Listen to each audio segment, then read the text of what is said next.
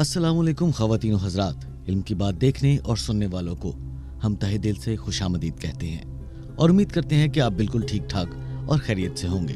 तो जी ख़वातीन व हज़रात, वीडियो शुरू करने से पहले हम आपसे इल्तमास करते हैं कि अगर अभी तक आपने हमारे चैनल को सब्सक्राइब नहीं किया तो कर लीजिए और बेल आइकन को प्रेस करना तो बिल्कुल ना भूलिएगा, ताकि हमारी हर नई आने वाली वीडियो की नोटिफिकेशन आप तक बर वक्त पहुंचे। जी तो ख़वातीन व हज़रात, हम अपनी वीडियो का आगाज करते हैं और आज हम आपको एक आदमी की ऐसी कहानी सुनाएंगे जो एक इंतहाई इमोशनल स्टोरी है और बहुत हार्ट टचिंग है। जी ख़वातीन व हज़रात, हम अपनी वीडियो का आगाज करते हैं। मगरिब की अजान हो रही थी।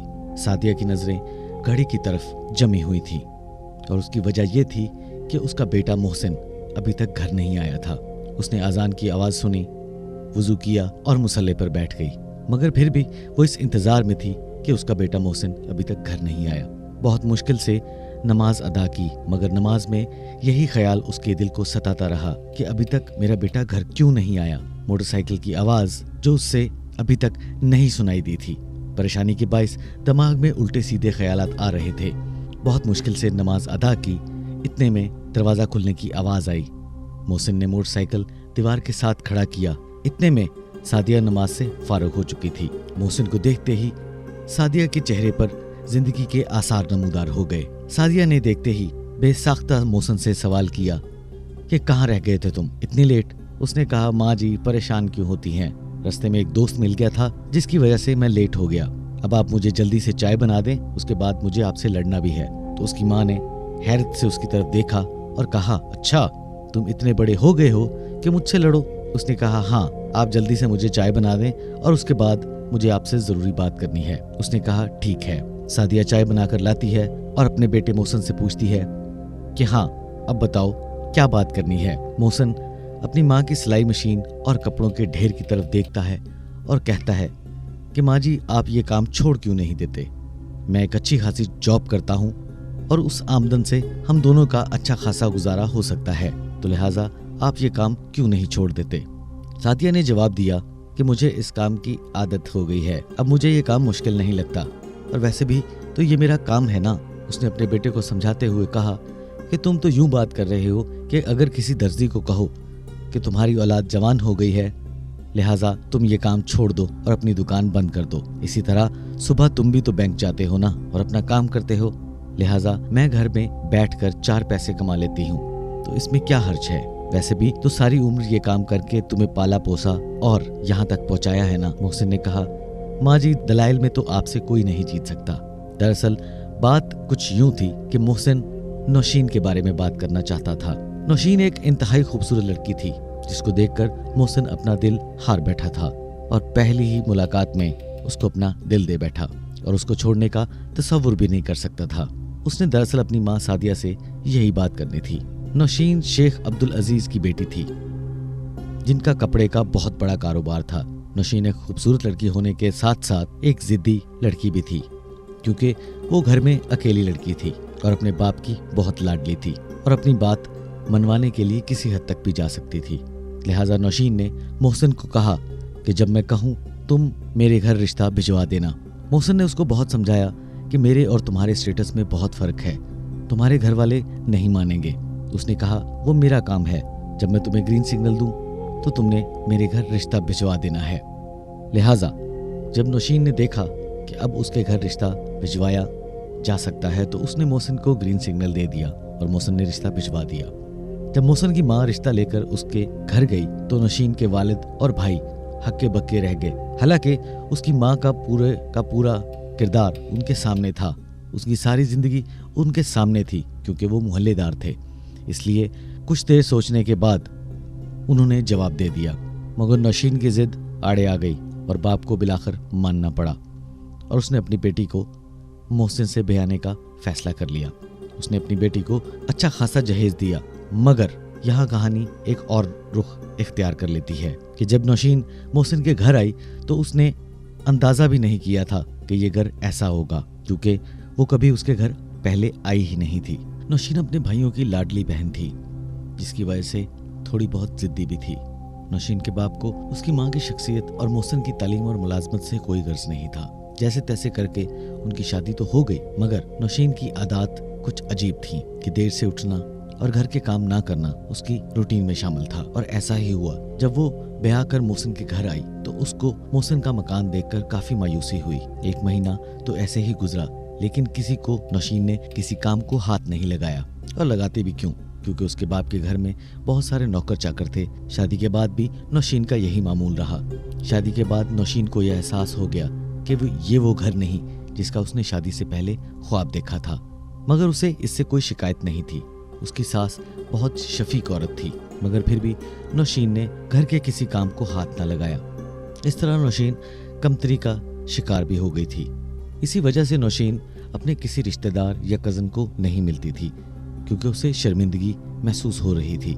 एक दिन उसकी एक कजन उसको मिलने के लिए उसके घर आ गई। जब उसको देखा तो उसके हाथ पांव फूल गए। घर इतना खास तो नहीं था, लिहाजा उसने मजबूरन उसको ड्राइंग रूम में बिठा दिया और उसने उसको ये कहा कि नौशीन, तुम इस छोटे से घर में कैसे रह रही हो।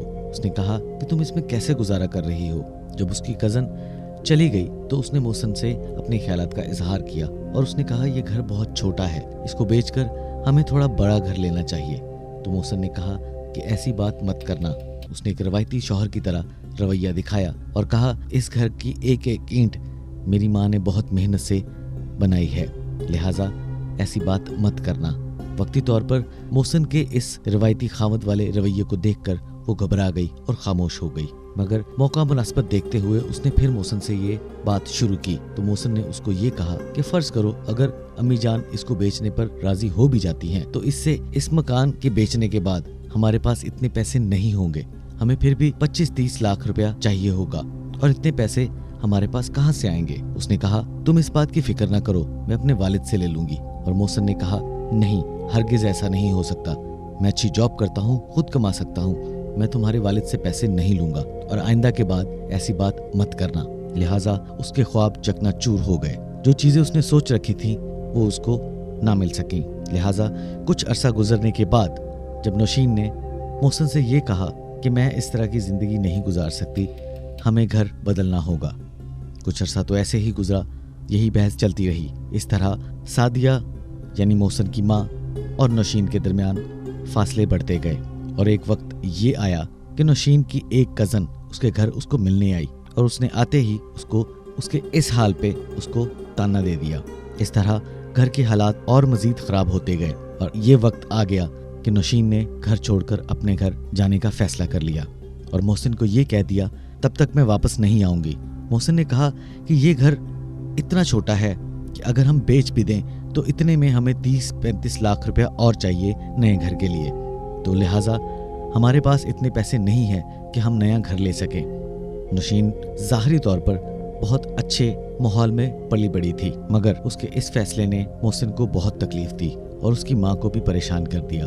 आखिरकार वो मोहसिन का घर छोड़कर अपने बाप के घर चली गई। मोहसिन की माँ ने उसको उसके बाप के घर जाकर मनाने की बहुत कोशिश की, मगर नौशीन हस्बे रवायत बहुत जिद्दी और अक्खड़ तबीयत की थी, इसलिए वो ना मानी और मोहसिन की माँ वापस आ गई। और फिर उसने अपने बेटे का जो हाल देखा कि वो नौशीन के बगैर 1 मिनट भी गुजारा नहीं कर सक रहा था। उसने अपने बेटे की ये हालत देखी तो उससे रहा न गया। उसने मकान के कागजात अपने बेटे को दे दिए और कहा कि तुम पर ऐसे कई मकान कुर्बान। उस वक्त मोहसिन को एहसास हो गया कि बीवी और माँ में क्या फर्क है, लिहाजा वो कागजात लेकर नौशीन के घर पहुंच गया। वहां उसके भाई, उसका बाप, तमाम लोगों के सामने उसने एक बात कही कि ये लो मकान के कागजात, मगर इससे नया घर नहीं आएगा। अगर तुम अपने बाप से पैसे लेकर नया घर ले भी लोगी, मगर उसमें मैं नहीं रहूंगा। ये बात सुनकर नौशीन का बाप बेतहाशा खुश हुआ और उसने कहा, ये हुई ना बात। और उसने नौशीन के सामने रकम रख दी और कहा कि बेटा ये लो पैसे और नया मकान ले लो। मगर मोहसिन ने जो बात की है वो बहुत बेहतर है और बहुत मुनासिब है। तुम्हें उसके घर ही रहना पड़ेगा क्योंकि वही तुम्हारा असल घर है, मगर इसमें एक शर्त है कि तुम ये पैसे ले जाओ और नया घर ले लो, मगर आज के बाद अब अगर कोई भी फंक्शन होगा तो तभी तुम इस घर में आ सकती हो, वरना नहीं। नौशीन को इस बात का एहसास हो गया कि मैं गलत थी। उसने थोड़ी देर वहां इंतजार किया और फिर मोहसिन को इशारा किया कि चलो घर चलते हैं। इस तरह दोनों मियाँ बीवी हंसी खुशी अपने घर आ गए और बाप ने मौके की नज़ाकत को समझते हुए ये बहुत अच्छा फैसला किया कि उसने अपनी बेटी को शह देने के बजाय उसको अपना घर बसाने की तलकीन की। तो जी ख़वातीन व हज़रात, हम उम्मीद करते हैं कि आपको हमारी आज की स्टोरी बहुत पसंद आई होगी। और अगर अभी तक आपने हमारा चैनल सब्सक्राइब नहीं किया तो कर लीजिए और बेल आइकन को प्रेस करना बिल्कुल ना भूलिएगा और अपने ख्यालात का इजहार करते रहिएगा। और ख्यालात का इजहार करने के लिए आपको करना क्या है कि कमेंट बॉक्स में अपने कमेंट का इजहार करते रहें, हमारी हौसला अफजाई होगी। इंशाल्लाह नेक्स्ट वीडियो में किसी नए टॉपिक के साथ आपकी खिदमत में दोबारा से हाजिर होंगे। तब तक के लिए अल्लाह हाफिज।